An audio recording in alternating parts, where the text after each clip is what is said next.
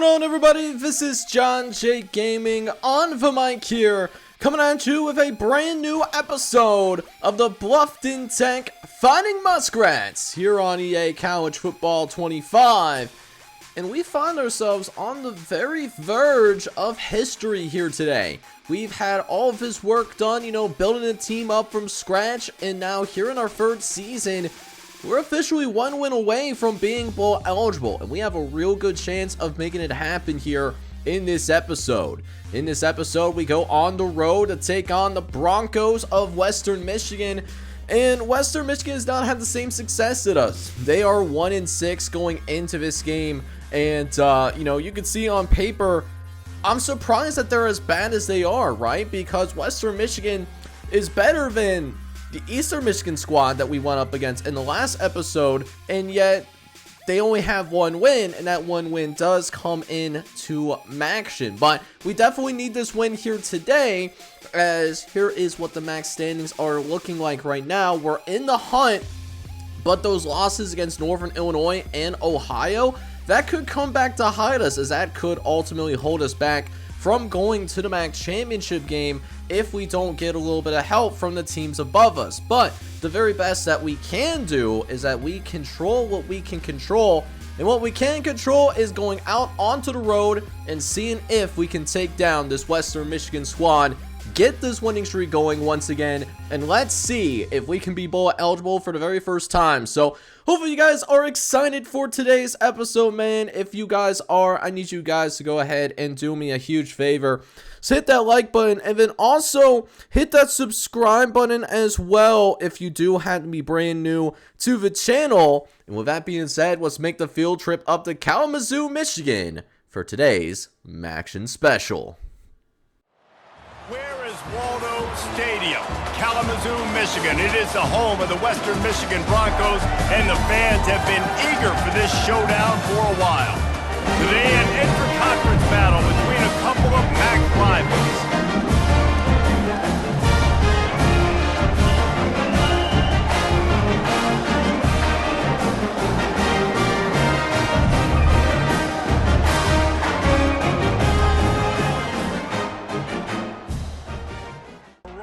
Alright boys, so Western Michigan did end up deciding to defer to the second half, so you already know what time it is. I want to come out here and set a tone, we do a little bit. Will Peoples going to get the first play of the game. He's going to pick up a gain of 5, and so we get a much more manageable second down, which feels like a good time to go with a little bit of play action here. We got a man open on the right-hand side, and it's Javon Moore down the sideline, and just in an instant, we are going to be able to find ourselves in Western Michigan territory right away.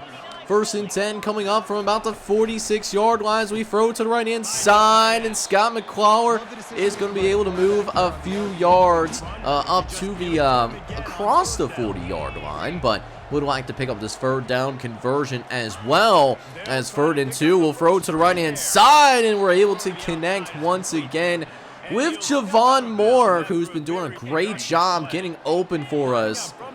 So now a brand new set of downs as we keep the drive going in Western Michigan territory as we try to go the read option. Want to get DJ Armstrong's legs a little bit more involved, but we can't quite get into open space there. So it's going to be 2nd and 14 coming up as Armstrong will again hand it off. This time it's Will Peoples getting the ball yet again, and Will Peoples is nearly able to break one, but a much more manageable 3rd down anyway. So we find ourselves in a familiar spot here on 3rd and 5 as Armstrong will motion out Will Peoples out in the space. Doesn't like what he sees downfield, wants to try to run for the 1st down marker.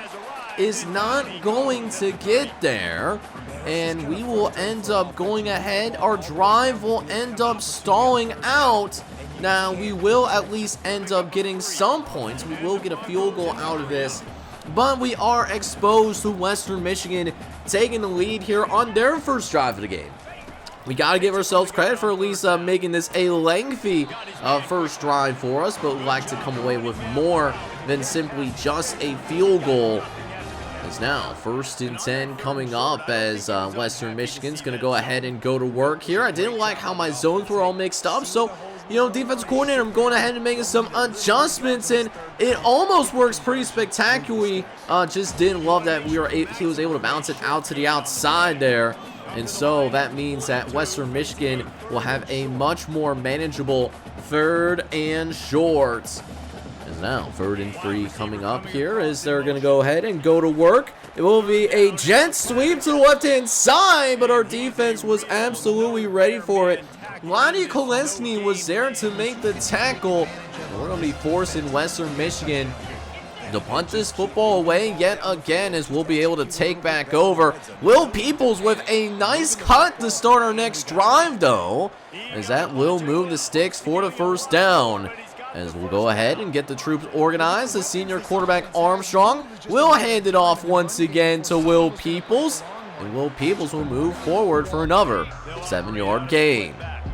However, after a short loss, we're going to go ahead and try to set up a screen here on 3rd and 5 as they bail out of it. We're going to get it out to J.D. Weeks, and Weeks is able to get into open space. 1st down for the Bluffton Tech Fighting Muskrats, and Bluffton Tech will be able to get across midfield once again, but with more than just a field goal on our minds. Armstrong looking over the middle is going to find a receiver. His receiver just was not paying attention. I have no idea what happened there, but what I do know is that we're facing 3rd and 11. Armstrong dropping back, looks to the left-hand side, and is going to be hit as he throws that pass. And so another promising drive for Bluffton Tech ends up stalling out. And that means we will once again just have that 3-0 lead. But right before the end of the 1st quarter, though, after forcing a 3 and out, we find an open man into the end zone. Touchdown, Fighting Muskrats. And Bluffton Tech is going to take a 10-0 lead right before we get into the 2nd quarter of action. And Chris Gentry, man, showing why he's such a dangerous wide receiver, man, as that is now going to make it 10-0 your score. And so that does end up meaning that we have a dominant 1st quarter lead. Although I will have to give it to Western Michigan, man. Like, this Western Michigan crowd has came out and supported their team, even though Western Michigan has struggled immensely on the field. But they're not going to struggle with getting this INT to get things going here in the 2nd quarter. They have not been able to do much of anything defensively, really for both sides in this game. But maybe this is the spark that the Western Michigan Broncos are in fact looking for, as DJ Armstrong just simply did not see Joshua Lloyd, who was subbed in as a pass rusher, bailed out into coverage, and fooled us there firmly. So with that being said, Western Michigan will take over inside their own 40-yard line, but that will change quickly. And now with Western Michigan getting together some good offense, they're going to go into a no huddle themselves, as they now have 1st and 10 from about the 34-yard line, trying to jump back. The pass looks over to the left-hand side, and we just did not back out soon enough. Was really guarding that halfback swing. So now 1st and 10 in the red zone for the very first time, and the Broncos look to capitalize. They're going to go ahead, and no, it's not a run. They're going to pass it downfield, and an open receiver, and somehow Timmy McCade, the sophomore from the Volunteer State, just missed him. Just a brutal mistake, as he was wide but naked open there. So now 3rd and 6 coming up as McCade drops back, looks over to the left-hand side. It's intercepted. Malik Moon able to make the play as Tommy McCade has to force him out of bounds. And that was the moment where, we thought Western Michigan was going to be able to get back into this game. But man, did that not work out how they wanted to work it out at all, as we will go ahead and Malik Moon is going to get things rolling here. So with that being said, we will take over at about the 27-yard line after the big interception. And so we're going to get CJ Peaks going in the open field, as the jet pass works pretty well. as now we will end up seeing DJ Armstrong with over 100 passing yards on the day. He is one of the NCAA leaders in terms of passing yards on the season. And we're looking to see if he can continue that, as he's been one of the best passing quarterbacks in the country this year. As now, 2nd and 4, going to go ahead and run it up the gut for Will Peoples. And Will Peoples is going to move the chains. Another first down for the Fighting Muskrats. But a couple plays later, after a couple of unsuccessful attempts to move the ball, we will face 3rd and long as Armstrong tries to throw to the left-hand side. He wanted CJ Peaks there, but unfortunately just was not available, was not open. And so, with that being said, Western Michigan is back out onto the field with a chance to cut this back down to a one-possession game. I mean, we've been moving the ball extremely well in between the 20s, but for one reason or another, we just always struggled with this idea of trying to, finish drives. And so, that's why Western Michigan is still kind of in this game, even though, if we're being honest with ourselves, really shouldn't be, right? So, that being said, man, 2nd and short coming up. Western Michigan trying to put together a drive of their own. They had some signs of life on the last possession, but an interception caught by Malik Moon derailed those odds. As you can see across the board, we are owning, time possession, yards gains, all that good stuff. But again, the score doesn't really reflect that, does it? As they'll try to throw to the left-hand side, but a real nice deflection there as Tom McCade throws yet another incompletion. He has struggled through today so far, only 2 for 5 for 21 yards, and they're going to ask him to throw yet again on a 3rd and 11, just trying to get home here, and decides to slide. I thought if McCade could have made a cut, he might have been able to go out and pick up a huge play on the ground. But instead, they punt the ball back over to us as we try to go to work ourselves, as we wanted to come out here and see if we can get a big play here on the RPO. Because they were really, they were pressing us there on the outside. And they're doing it yet again. So let's see if we can pull a big play downfield. Don't like what you saw. So DJ Armstrong, he's going to get away from one of the linebackers and slides down right in front of the feet of the DB.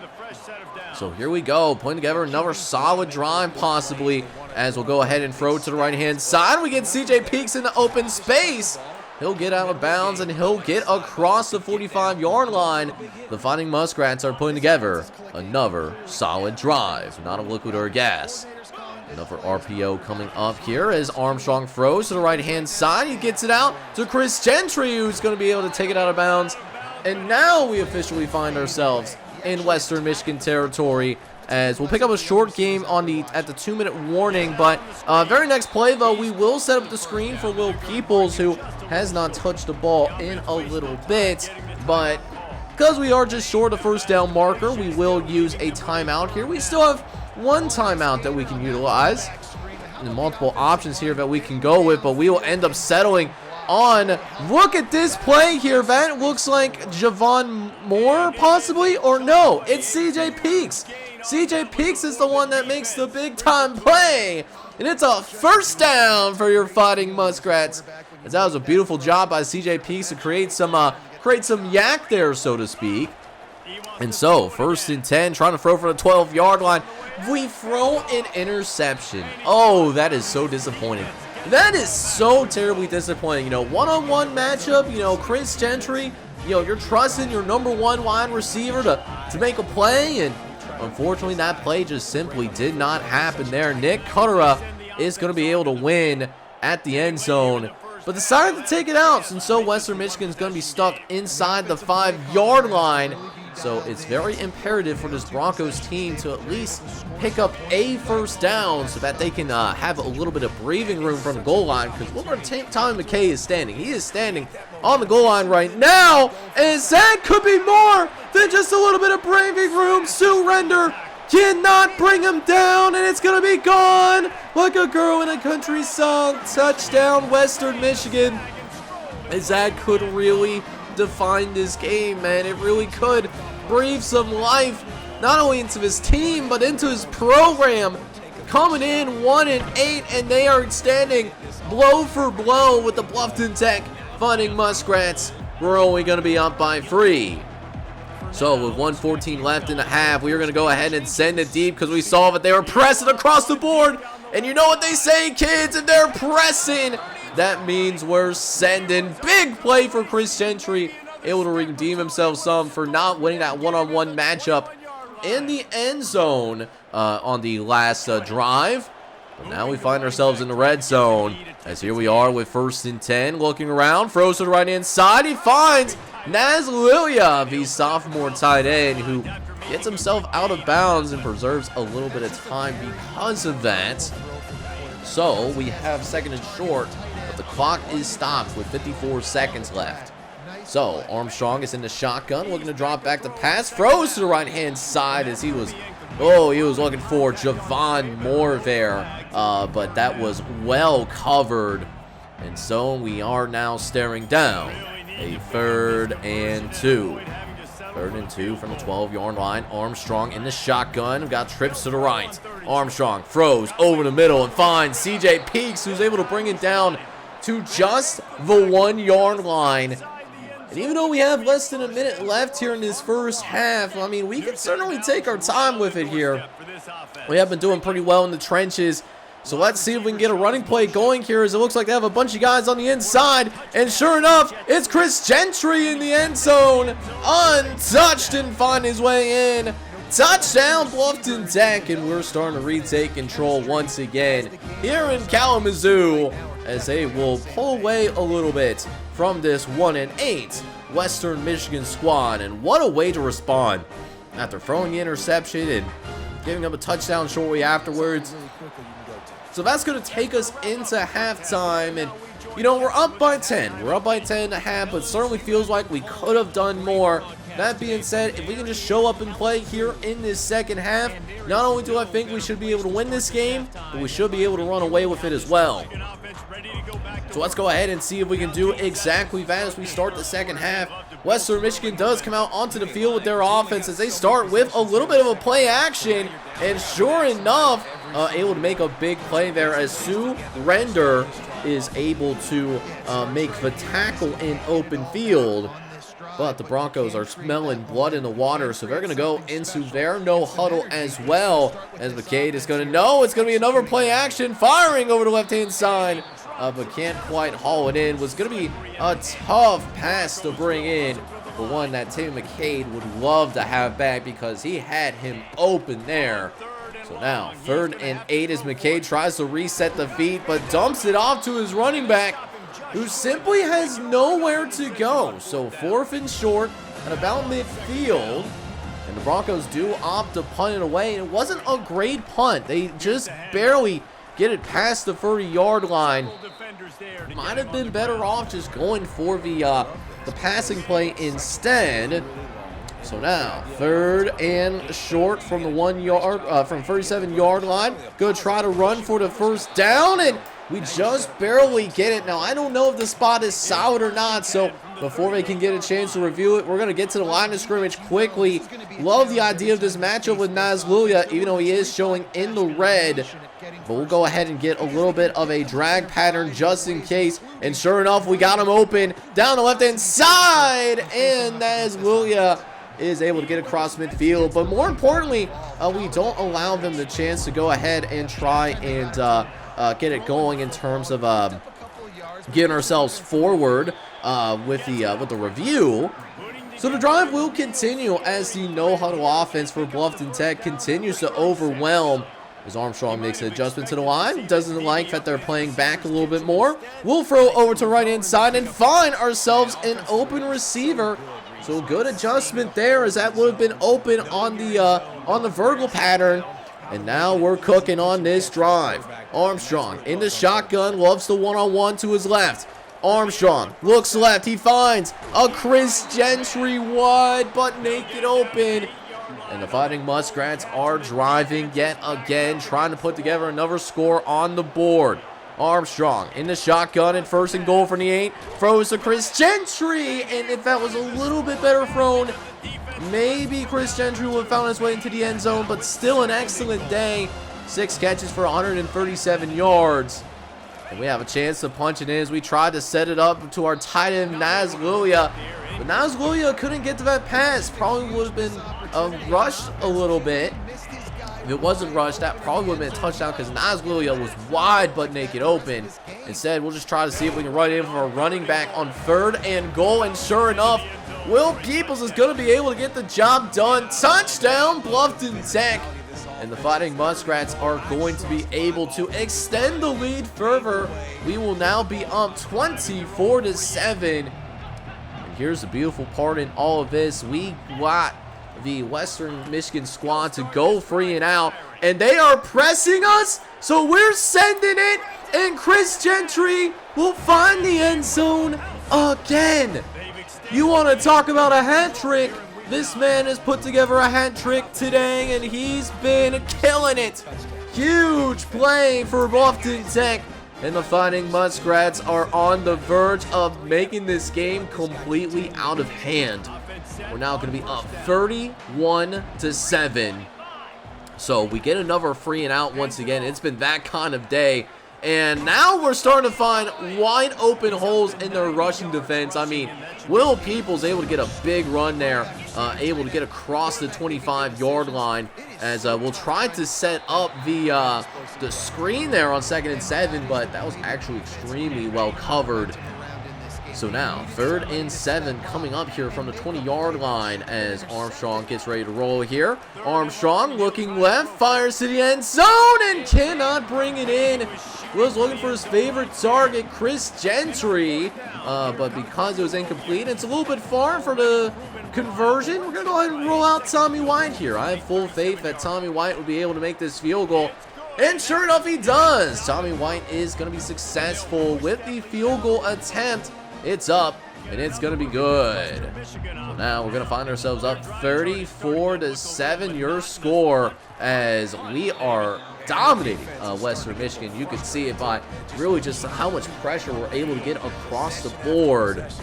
It's now 2nd and 10 coming up as McCade does get things rolling here in the shotgun.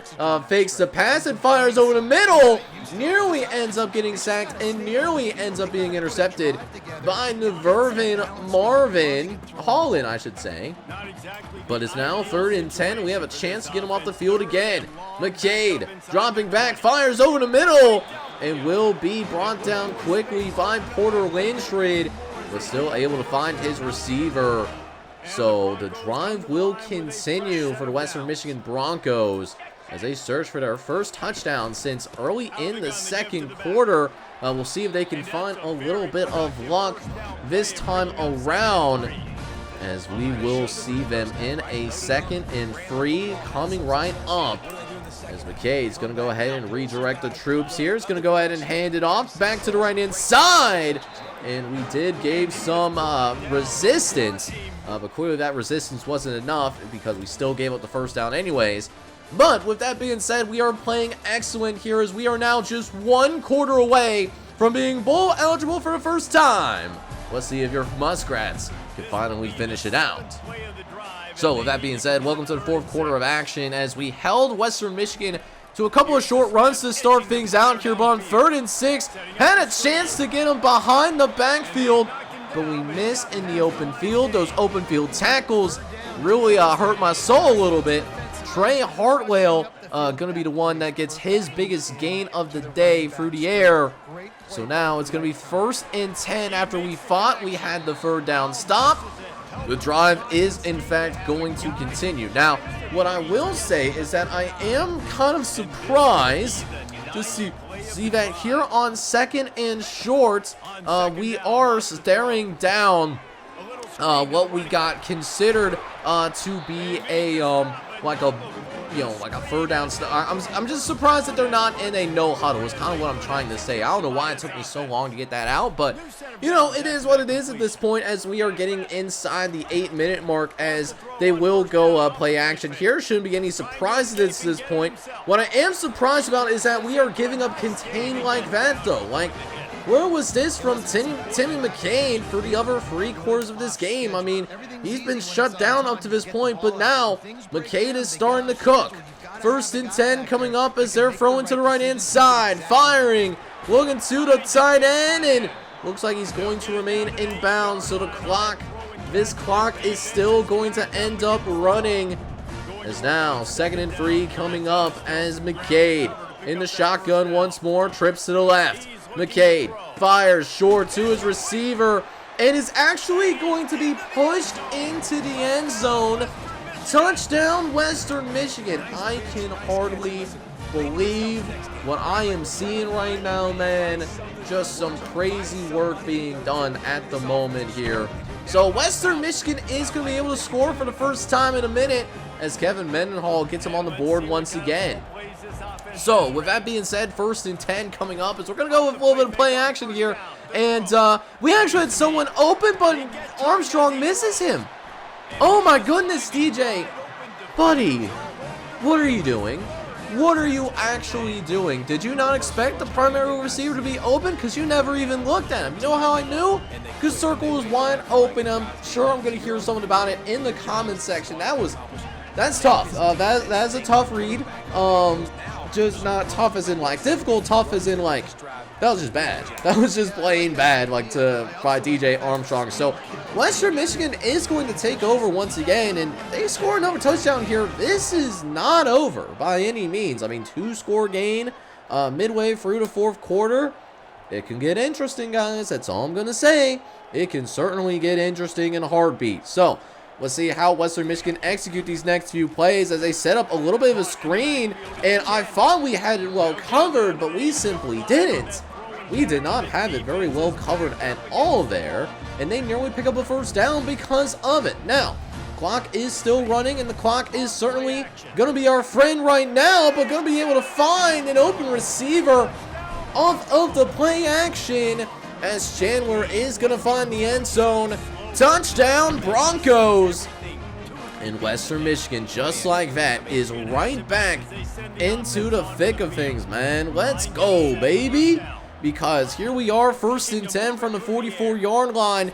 And we end up going like 3 and out here. So here comes the Broncos yet again. They could score here a 2nd time. And it could be over if that's the case. So we'll see how Western Michigan plays it here. 1st and 10 for McCade as he'll line up in the shotgun, looking to throw over the middle and tries to find the receiver, but it's going to be incomplete. Porter Winchard was there on the coverage and maybe just didn't want to throw a hospital ball or something, but that was a little bit uncharacteristic from what we've seen through this entire 4th quarter. Now McCade will end up throwing it away on 2nd and 10, so here we are, 3rd and 10, trying to make something happen. Had a receiver open for a moment, but Jared Lamb just gets crucified and doesn't even bring it in either.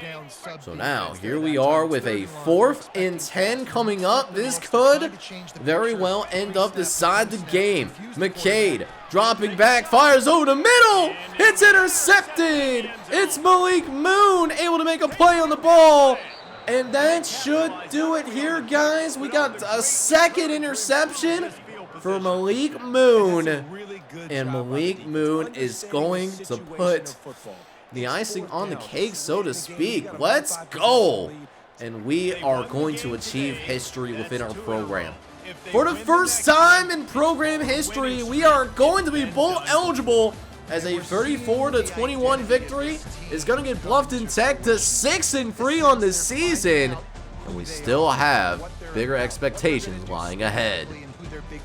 Alright, so I'm not going to lie, I did freak out a little bit when Western Michigan was getting those 14 points unanswered, and really just seemed like we forgot how to play football in the 4th quarter, right? But, you know, that's just, you know, a team that is still trying to figure out, you know, how to handle success. I mean, this is the most successful that we've been as a program since we started this program back in season number 1, and so I'm glad that we got the win, but we still have some things that we need to work on. And it starts really with the decision making of DJ Armstrong there in the 4th quarter. Now, DJ put together a good stat line, 350, 3 touchdowns, completing almost 70% of his passes too. But there was the one interception that he had in the 4th quarter was absolutely crazy work, right? I cannot believe that he actually thought about throwing that interception. That shit was wild in my eyes. Now, Will Peoples though, Will Peoples absolutely went off in this game, man. Will Peoples goes 23 carries for 120 yards. He also finds the end zone as well, and while JD Weeks didn't see the ball as much, JD Weeks was effective when he got his opportunity. As for the receivers, Chris Gentry once again went crazy in this one. He had 189 yards and 3 touchdowns. It feels good to get him involved in the game again, because, I mean, he was held pretty quiet in the Eastern Michigan matchup, so feels good to get him a little bit more involved into the game plan this time around. Now, defensively, we put Western Michigan in a blender for like 3.5 quarters. Now, half the quarters, you know, they showed a little bit too much signs of life, but Nash Berte was pretty good in this one. 13 tackles, he led the team. Vladimir Kolensky also had 10 tackles himself, but while it didn't look like we got a lot of pressure, I mean, this Western Michigan quarterback, he was running for his life today. Devin Skates had a full sack, and then Cade Bloom and DJ Dean, who DJ Dean I haven't really said his name to terribly much at all, he does manage to get half a sack as well. So good to see that our defense is stepping up ever since the Wake Forest game. Now, Malik Moon was an absolute star in this one, showing why he is the #1 corner on this team. No questions asked. He had 2 interceptions going for 38 yards, and one of them I thought he was going to take back to the crib, but just quite wasn't meant to be. Still a really good day for our defense, and for the first time in school history, like I said, man, we're going to be bowl eligible. Now, with that being said, we do get some great news in recruiting, as we're essentially almost done with recruiting at this point. Orlando Mass, Eric McCrary, Larry Godwin, and Sterling Gano all signed with us on the dotted line, so we get a nice little boost to our recruiting class, bringing in some players that definitely can contribute for us next season if we needed them to, but don't necessarily have to. So like what we're doing with recruiting. But what I love that's happening outside of the field, though, is that Chris Gentry gets named MAC Offensive Player of the Week. He had a massive day against Western Michigan, so I'm glad that he is, in fact, getting the recognition that he deserves.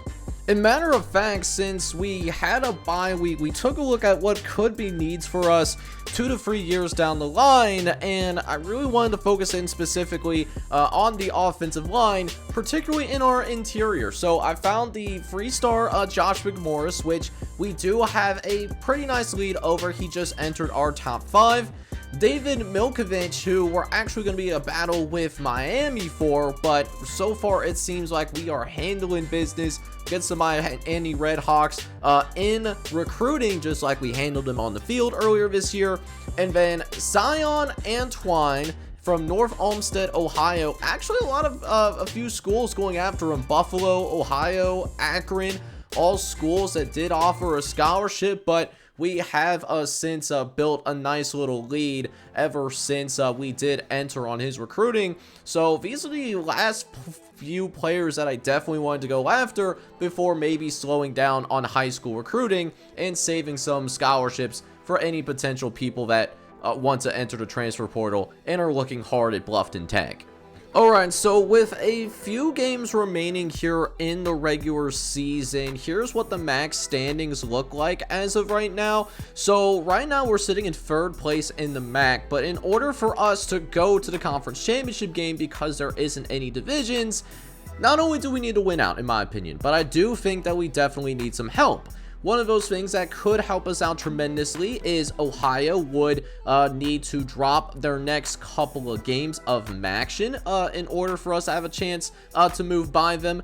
Or we could have Indiana lose at least one game and then us to win out, and we could surpass Indiana in the final month of the regular season. So while we don't fully control our own destiny in terms of the MAC championship, we do control to how good of a bowl game that we can go to. And if we want to control what kind of bowl game that we want to go to, we got to beat this next team that we will save for the next episode. In next episode, we will be taking on the Buffalo Bulls in Maction. We played these guys at the end of last season, and it was a close win for us. But now that they come back to the Tank Center, I want to see if we can win in a more convincing manner. So, hopefully you guys enjoyed this video. It was a good win on the road against Western Michigan, but we're going to be looking to continue that. But with that being said, if you guys enjoyed the video, make sure you do a couple of things for me. Hit that like button, and then also hit that subscribe button as well if you do happen to be brand new to the channel. This is John J Gaming on the mic signing off, but hoping you guys are all out there having a good one. Take care, everybody.